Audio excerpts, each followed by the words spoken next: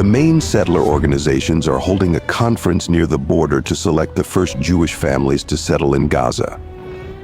We are the only media invited to cover it. ברגע שאני שומע את אותם הפצצות בעזה, אני מרגיש שהעם שלי חזק. משמידים את הרע בעולם.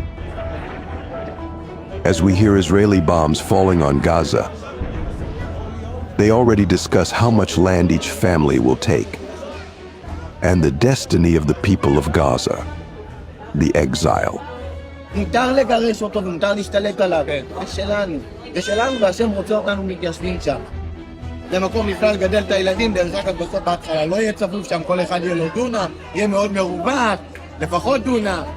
לא! משנה מה אנחנו, אבל זה לא מספיק. לא אחד ולא שתיים ולא שלוש. כל אחד מכם.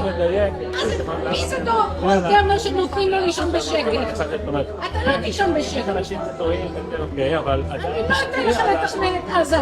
עזה היא שלנו.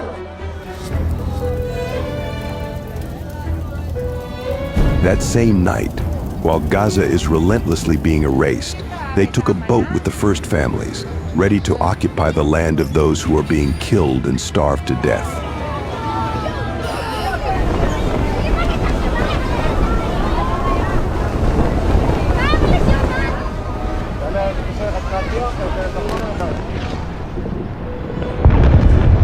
המטרה של גרעיני ההתיישבות להתקרב ככל האפשר לעזה, לראות את עזה כולה ולהבין שמעתה והלאה עזה תהיה כולה יהודית.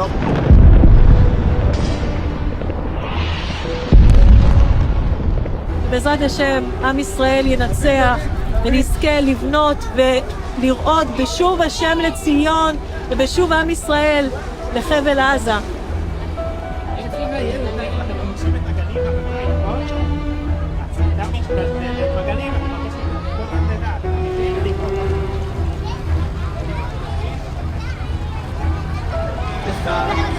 אבל תראה, הנה עזה, עברנו את